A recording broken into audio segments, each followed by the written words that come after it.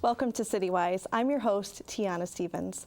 CityWise is produced by the City of Rochester to shine a spotlight on city living at its best.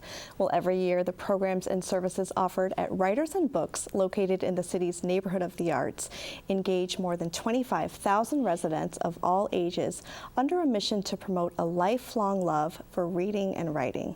Chris Fanning is the Director of Communications at Writers and Books. Sally Bittner-Bond is Director of Youth Education, and Al Abinato is Director of Adult Programs. They're here to tell us more about this wonderful community resource. Thanks for coming on today. So Writers and Books has a really interesting beginning. Started in a bus. Yeah. Tell us more about that.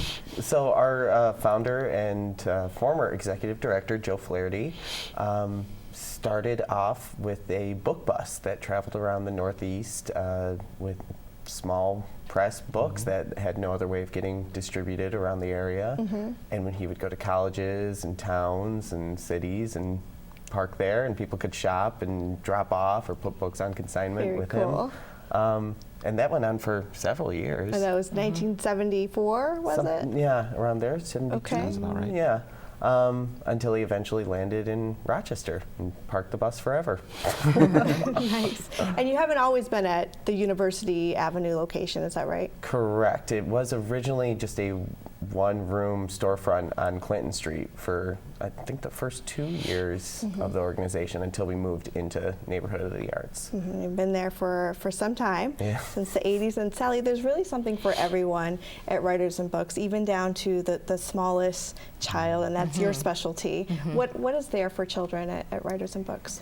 So we have a huge summer program called Summer Write, which has week-long camps for kids ages 6 all the way through 18. And we have upwards of 700 kids who come through our programs every summer. Everything from what you might expect from a literary camp, you know, poetry writing and fiction writing, to making a play and collaborating with organizations like the Memorial Art Gallery, where, you know, we combine different media with writing. And kids from all over the region come, and Rochester City School District students as well? Yes, yep. Okay. And do kids, do they get to choose their area of focus? How does that work? Yep, they choose which programs they're interested in and register for them. And I always encourage, you know, sometimes parents want to pick the programs for their kids, and I always encourage them to sit down with their kids, because if the kids are excited about the program, they're going to get that much more out of it. But we do offer other programs for youth as well. We have Canvas Literary Journal, which is an online and in print teen literary journal run by teens for teens, and it actually has an international reach, which is pretty exciting. That's very nice. And does that program go year-round? Yep, it publishes 4 times a year. Very nice. Yeah. And Al, what sort of classes and workshops are offered for adults and young adults?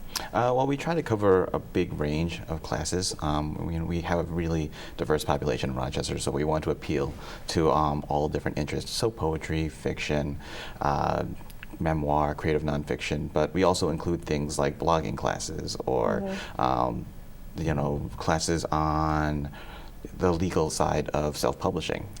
So we try to cover all our bases as far as the kinds of interests that Rochester is interested in. Sure. Who are the teachers of these classes? Well, a lot of them are, you know, local writers in the community. We have some really accomplished writers like Charles Benoit, Charlie Cote, Sarah Freely, ones who have done quite a bit with their own writing careers. Okay. How do you guys decide what kind of programming happens at Writers and Books? Does it change often? Yeah, I would say, you know, we have our programs that we do every year, like the Rochester Reads program that's in its 17th year, will be, I think, this year. That's right. Oh, yeah, I think so. And what happens with that? That is our largest community engaging program. It's every March. We bring in an author for a residency for 3 or 4 days, where they go to Nazareth and St. John Fisher and libraries and senior living centers and do book signings and readings and meet Rochester readers. And it's all free. It's all free programming. Is that a local author or? Nope. You know, we've brought people from Alaska. We've brought people from New York, all over the country, and that's So that's a constant. That's going to happen every year at Okay. Writers and Books. People know to look for Rochester Reads. But then you have other programs that, like our Harry Potter birthday party that started 2 years ago. You know, things Lots can of come fun. up and be put into the schedule every year, and we just like to keep it fresh and exciting for people. Okay.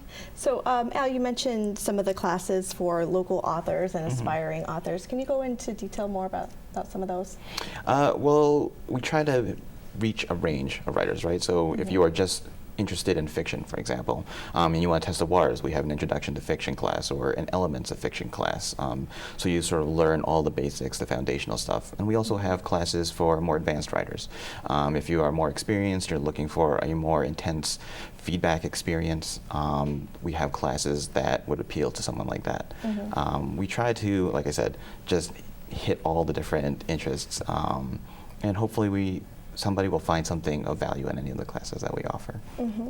Can you share some success stories of aspiring authors who, you know, came to Writers and Books and maybe now they're about to get published? We've had some authors like Sonia Livingston, who had her start at Writers and Books, and she's now gone on to publish several books. She was actually our featured Rochester Reads author, was it last year? Last year. Last year. And, you know, she's done these wonderful, interesting memoirs. She's won awards from the Associated Writers and Writing Programs. She is one of our favorite writers. She teaches classes frequently at Writers and Books as well. Andrea Barrett is another one who had done things through Writers and Books. And what's interesting about their cases is that they were people who didn't start off as writers. It was like a transitional period for them. You know, Sonia Livingston, for example, didn't start off as a writer, started taking writing classes, and then found that she really loved to write, and then changed her entire career based on her Wow. experience. You know. And you guys also offer a chance for people to really get to know our local authors and hear their written work in their own words. Can you tell us about that series? The Genesee reading series, which has been going on for almost as long as we've been open, so just under 35 years, brings two authors from the Genesee Valley area to read with each other. Usually they might know each other, they may have worked together, it may be like a mentor-apprentice relationship, or they may have never met, and the curator, Wanda Shabmel, may feel that they may be a good fit with each other. So they come, it's every the second Tuesday of every month at Writers and Books for 2 hours, I think. About 2 hours. Just two sections, two readers. It's wonderful. It's a lovely event that's been going on for years and years. Wonderful. What are some of the more popular events or classes, workshops that happen at Writers and Books? Well, Rochester Reads Reads, is yeah. huge. But as Okay. far as workshops go, Like, again, we have a lot of, I guess more advanced writers. So things like our advanced fiction class. This area loves memoir. Memoir is a really, really popular subject to cover. So we get a lot of students frequently asking about memoir classes or learning how to do memoir classes. That's or interesting. memoir.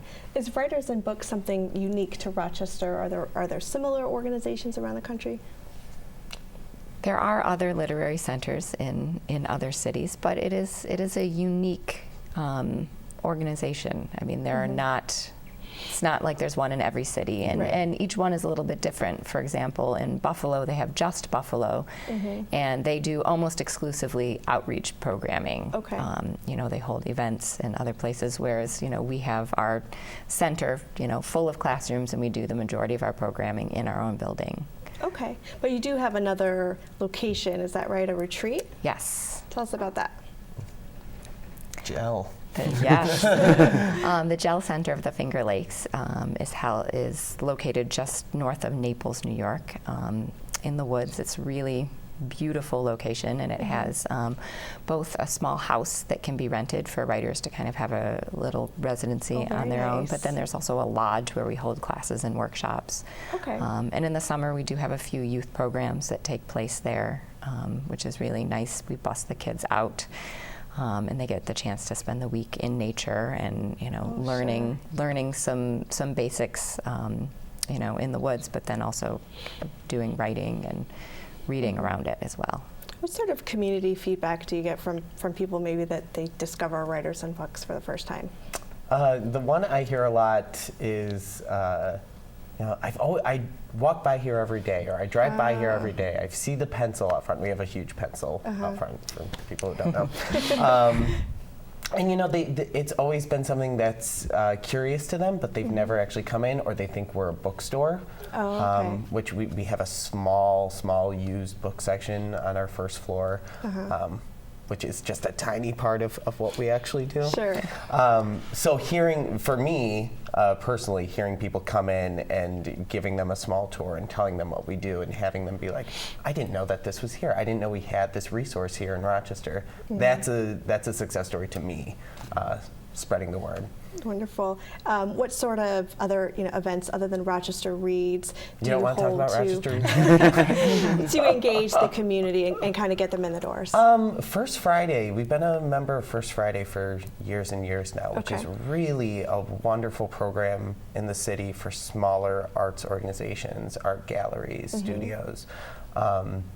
And that's just a way of staying open a couple extra hours on Friday night with a bit of programming. We have an open mic that's curated by Norm Davis every first Friday.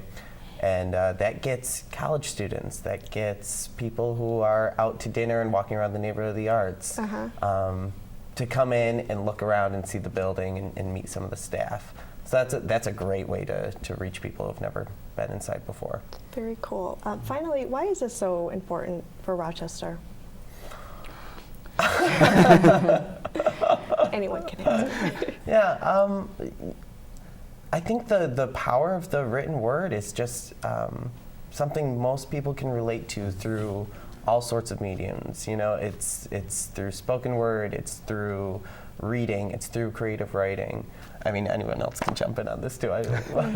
Yeah, it gives people an opportunity to have a voice. I'm thinking of our Breathing Fire Teen Slam program that's been going on for a couple of years now, where teens gather in a coffee house and they have a chance to share their poetry out loud and create community around their writing.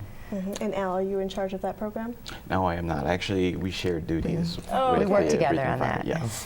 Very, very nice. Oh, so I did say finally, but finally. How do you hope to see writers and books grow in the next 5 to 10 years?